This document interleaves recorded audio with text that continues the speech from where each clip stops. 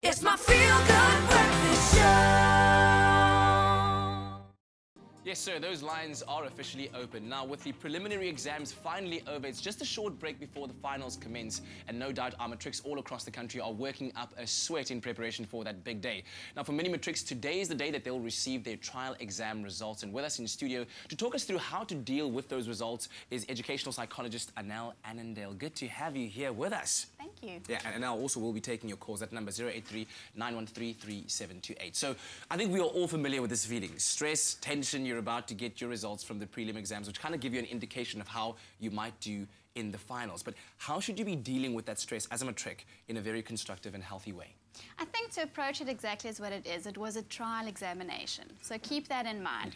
And I think what that does is it'll highlight your weaknesses. So look at it just as where you can improve, but at the same time, look at what you got right. So, you know, acknowledge what you have, acknowledge where you are. You're a matric, you've made it this far. Yeah. So just consider it a trial and go from there. Yeah. And of course, I think for a lot of people that didn't do as well as they'd expected, it's devastating. But how do you communicate to them that it's not necessarily the end of the world?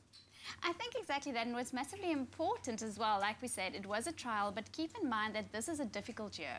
So you're going to need somebody that you can rely on, support at home, find somebody that you could just unload all of the stress onto for a little bit, because it's going to be important to have support. Yeah, and speaking of stress, that's a very, very big factor that's not just induced by, I guess, the matrics themselves, upon themselves, because they want to do so well, but parents also add that pressure, family adds pressure, the future adds pressure. So how would you, communicate to parents and to the children out there, managing their fears and their expectations of what's about to come? Once you have goals of where you want to be, a lot of those fears are also, they stand by the wayside. When you have a specific goal that you're working towards, it's not this unknown fear of what's going to happen if I don't do as well as I wanted to, or you know what you're working towards. But parents, be very careful this year, as you said, not to put too much pressure on your children.